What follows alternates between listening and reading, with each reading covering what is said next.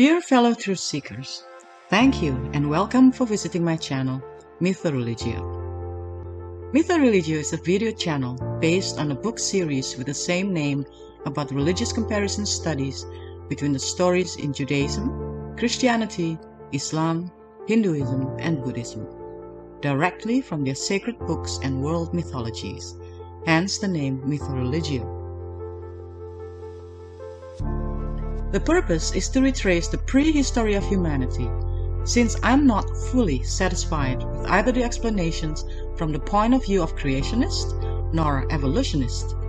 There are so many missing links in both explanations. If you feel the same, then you are on the right channel. In this channel, I will also analyze about the prehistory of humanity from the archaeological records, modern scientific point of view, and other alternative theories such as the ancient alien theories and Atlantis or Lemuria legends. After thorough research of circa 30 years, I recognize many similarities between all religious stories and even mythologies, and surprisingly, some of them are in accordance or even beyond modern science that have been proven as correct. Thus, I came to the conclusion that all religions must have come from the same source. And all these religious stories and mythologies, although heavily jumbled up, are actually telling one mega story, the true prehistory of our common ancestors. This mega story is quite different than what we have been told to believe and will truly blow your mind, as it is more fascinating than our imagination. If you have watched the earlier videos in this channel, I believe you can see some of the similarities too. If you haven't and you truly want to do a religious comparative study, I suggest that you do so. The best way to do a comprehensive religious study via this channel is by watching the videos starting from number 1 and continue until this present video and so on. That way you will see a clear pattern. In this channel I will share almost all that I have written in my book series. However, there is one book so far that I cannot share in this channel due to its sensitive, shocking and dark nature, and also might be considered controversial to some, but I believe it sheds more light to the above conclusion. If you want to read this around 500 pages ebook with many full-color illustrations, you are more than welcome to download book number 5 entitled History of the Dark Side, that is available for free in ebook format that can be found in my website www.mythoreligio.com. You only have to give your email address and it will be sent to you directly. And no, I won't share your email address nor send any advertisement. The link is in the description box. If you want to get the physical book, kindly go to amazon.com. Now let's continue with this week's video. Video number 75 from MythoReligio series, Book 4. The Enigmatic Human's Prehistory, Out-of-Place Artifacts, Part 1. Dear fellow truth seekers, if you have watched my previous videos concerning the theory of evolution, I believe you will agree that no matter how popular that theory is, it is obvious that explaining the origin of life is a big problem for scientists. The unsatisfactory explanations from religious teachings as well as scientific theories have led some people to come up with a third alternative. Let's call it the alternative theories. There are several variations of alternative theories concerning the origin of humans.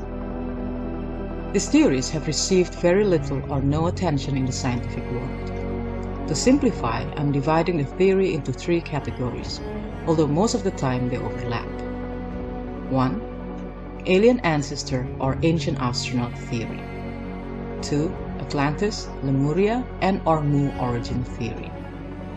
And 3. Devolution theory. Here's the basic idea of the aforementioned theories. Alien ancestor or ancient astronaut theory. According to the alien theory, we, Homo sapiens, are descendants of aliens. This theory proposes that a long time ago, intelligent extraterrestrial beings called ancient astronauts or simply aliens had visited the Earth. They were the ones who taught our primitive ape-like ancestors literacy, agriculture, and finally how to build civilizations. Some of these theories propose that the gods and angels in the religious stories were actually extraterrestrial beings and their technologies were taken as evidence of their divine status. Our primitive ancient ancestors mistakenly perceived them as gods and therefore worshipped them. These ancient astronauts also promised that they will return to Earth one day. Therefore, there were many mummifying traditions all around the ancient world. These mummies are waiting to be resurrected upon the return of the gods. This theory has been popularized particularly in the latter half of the 20th century by writers such as Erich von Däniken, Zecharia Sitchin, who connected the alien theory and the 2012 Doomsday Theory, Robert K. G. Temple, and from the TV show Ancient Aliens. Of course, their theories vary too, but this is more or less the basic idea. Atlantis, Lemuria, and/or Mu theory. The Atlantis, Lemuria, and/or Mu theory revived ancient mythologies from around the world about a sunken realm that is believed to be the location of the first sophisticated civilization, or the Garden of Eden. This is the reason why there are many advanced civilized ruins found around the world. Devolution theory.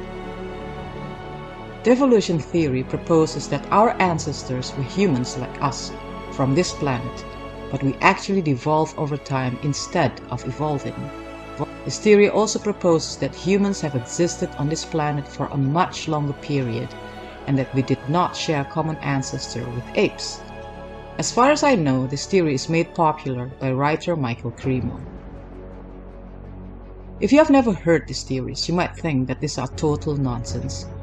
But you will be surprised to know that there are many people who actually believe in these theories. For the young generations today, maybe these theories are not so crazy. After all, there are so many science fiction and fantasy movies today that have more or less the same idea. However, these theories are categorized as pseudoscience by mainstream academics. Are these theories really nonsensical? Well, let's open our minds and see the evidence first.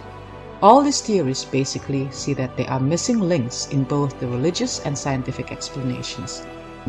In general, most proponents of this theory use the following data to support their theories: out-of-place artifacts, megastructures, and unexplainable advanced knowledge. Out-of-place artifacts. There are many artifact findings around the world that simply do not match the ability of the ancient humans that are described by mainstream academics. These artifacts are too advanced to have been made by these primitive ancient people. Here are some of the examples. A Neanderthal needle and flute. We are told that the Neanderthals were primitive people. Usually they are pictured with skimpy clothing made of animal skin. However, a needle and a flute made from a bare bone belonging to the Neanderthals have been discovered. These important discoveries show that the human beings in question possessed an advanced conception of art and the concept of clothing. So how can they be considered as primitive? Meanwhile, even today, there are still many secluded tribes who are not familiar with the process of sewing clothes. Eric Trinkhaus, an expert on the Neanderthals, stated, "One of the most interesting Neanderthal discoveries is a flute made from a bare bone." The musicologist Bob Fink, who analyzed this bone found in a cave in northern Yugoslavia in 1995, established that the instrument produced 4 notes and had half and full tones. This discovery shows that the Neanderthals used a 7-note scale, which forms the basis of Western music. Fink states that the distance between the second and third holes on the old flute is double that between the third and fourth. This means that the first distance represents a full note and the distance next to it a half note.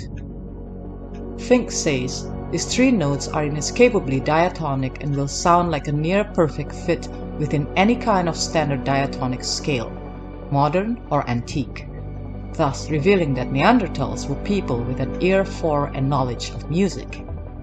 Neanderthals lived harmoniously, the AAS Science News Service, April 3, 1997. A 26,000-year-old sewing needle proved to have been used by Neanderthal people was also found during fossil excavations. This needle, which is made of bone, is exceedingly straight and has a hole for the thread to be passed through. D. Johnson, B. Edgar, From Lucy to Language. Baghdad Battery. The Baghdad Museum displays electric drive batteries which work on a galvanic principle. In the same place, visitors can see electric elements with copper electrodes and an unknown electrolyte. The ancient battery in the Baghdad Museum, as well as those others which were unearthed in Iraq, are all dated from the Parthian, ancient Iranian kingdom, occupation between 248 BCE and 226 CE. Meanwhile, according to modern history, the term battery to describe an array of charged glass plates has only been first coined by Benjamin Franklin, an American scientist, statesman, in 1748. Antikythera. The Antikythera mechanism is an ancient mechanical calculator, also described as the first known mechanical computer, designed to calculate astronomical positions.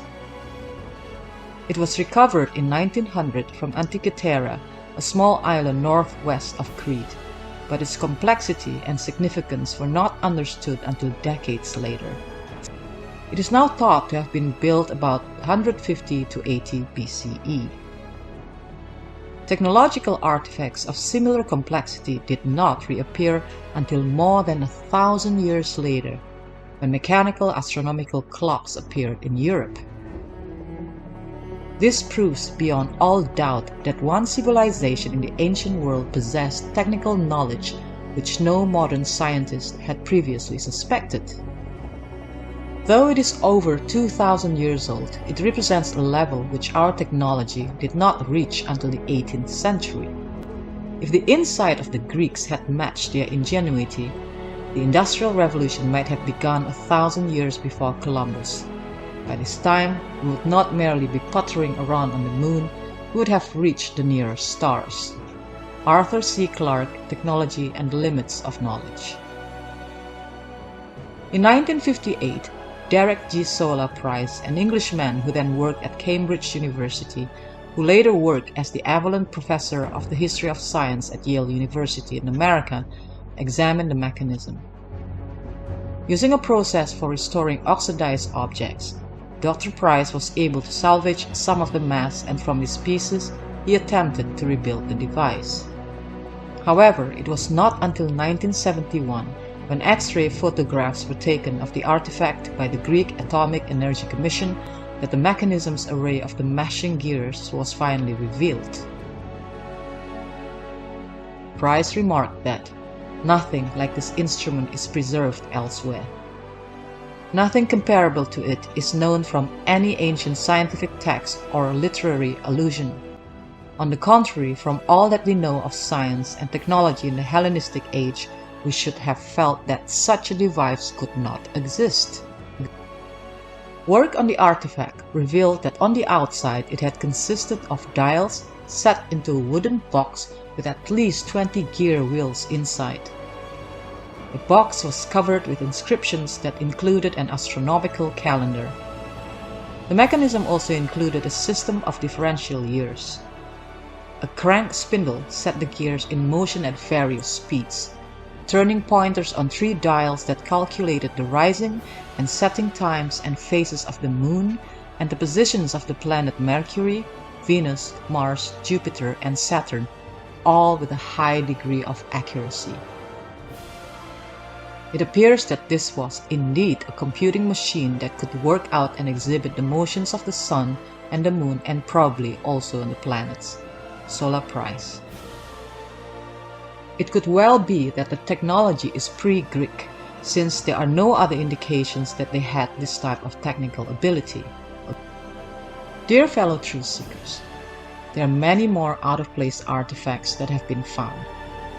I will continue sharing them in my next videos. For now, I thank you for watching and hope to see you next week.